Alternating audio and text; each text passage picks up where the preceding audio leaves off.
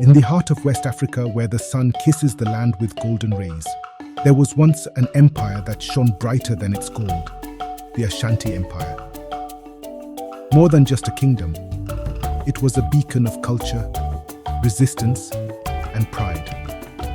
Its people defied invaders, preserved their heritage, and created a legacy that continues to inspire. This is the story of their rise, their battles, and the indomitable spirit that refused to fade. An epic tale of courage, unity, and the unyielding will of a nation. Picture a land of vibrant forests, vast rivers, and untold riches. This is where the story begins. It's the late 17th century, a time of upheaval and opportunity. Rival clans, scattered across the fertile lands of modern-day Ghana, struggled for dominance. Amid this chaos, a leader emerged with a vision so powerful it would change the course of history. His name was Osei Tutu.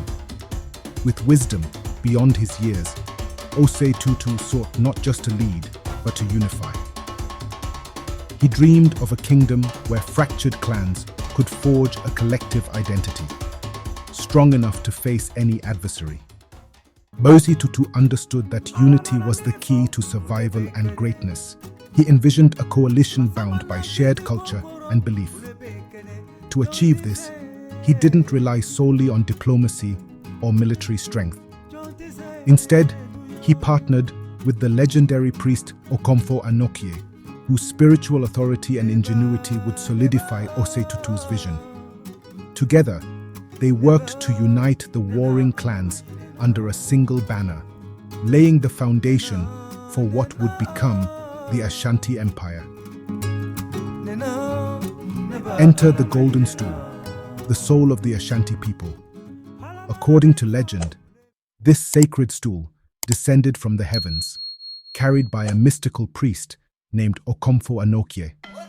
The stool embodied the spirit of the Ashanti nation, binding them to a common destiny. To sit on it was unthinkable. It was not just a throne, it was the heart of the empire. Its creation was more than symbolic. It was a profound declaration of unity. The stool's appearance marked a turning point as the Ashanti clans rallied behind it, swearing loyalty not to a man, but to the shared spirit of their people. But unity would soon be tested. As the Ashanti kingdom grew in power, it clashed with neighboring states. Armed with strategy and courage, the Ashanti warriors were unstoppable. Their secret weapon? The Asantewa's ability to inspire loyalty and the use of their vast gold reserves to arm their troops. Battles were not only fought with swords and muskets, but with a strategic brilliance that made the Ashanti a dominant force in the region. Each victory expanded their territory and solidified their reputation as a formidable empire. By the 18th century, the Ashanti Empire was at its zenith. Its capital, Kumasi, became a bustling hub of trade and culture. The Ashanti's wealth came from gold, so abundant that their land was called the Gold Coast. But it wasn't just gold that defined the empire. Their craftsmanship, from intricate kente cloth to awe-inspiring sculptures, showcased a civilization at its peak. Markets overflowed with goods, from agricultural produce to fine jewelry, as merchants from across the region flocked to trade. It was a time of prosperity and cultural flowering, where art, music, and tradition thrived. But prosperity came with a shadow. European powers had their eyes on the riches of Africa, and the Ashanti were no strangers to the transatlantic slave trade. They traded captives from wars with neighboring states in exchange for firearms and goods. This uneasy alliance with European traders would soon turn into a fight for survival. As European ambitions grew, so did tensions, setting the stage for a clash between the Ashanti and the colonial powers. In the 19th century, the British Empire, hungry for dominance, sought to control the Gold Coast. They underestimated the Ashanti, The Anglo-Ashanti Wars became a series of fierce battles, with the Ashanti defending their homeland with unparalleled ferocity. Time and again, they repelled invasions, their warriors' bravery matched only by their tactical ingenuity.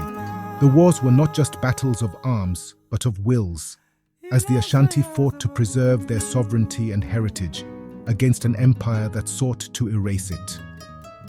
And then came the year 1900, the War of the Golden Stool, when British Governor Frederick Hodgson demanded the sacred Golden Stool. The Ashanti's patience ran out. Leading the charge was a Queen Mother, Asantewaa. Her words ignited a flame. "If you, the men of Ashanti, will not fight, we the women will. We will fight till the last of us falls." Her leadership inspired a final, fierce resistance. Though outgunned, the Ashanti's determination and Asantewa's courage would forever enshrine her as a symbol of resistance and strength. Under her leadership, the Ashanti waged a valiant war against the British. Though eventually subdued, their spirit remained unbroken. The Golden Stool was never captured. It remains a symbol of Ashanti pride and resilience to this day. The war marked the end of an era, but not the end of their story. The Ashanti's legacy continued to shape the identity and pride of their descendants. The Ashanti Empire may no longer exist as a political power, but its legacy lives on. The Ashanti people continue to thrive, their traditions and art celebrated worldwide. The Golden Stool still holds its place of honor, a reminder of a time when an African kingdom stood tall and unyielding. Festivals in Kumasi and beyond celebrate this heritage, with music, dance, and storytelling preserving the memory of their ancestors' achievements. From their golden past to their enduring legacy, the Ashanti Empire is a testament to the strength of unity, the power of culture, and the courage to resist. This is their story, and it is one that will never be forgotten. Thank you for watching. Don't forget to like, share, and subscribe for more stories of untold history and powerful legacies.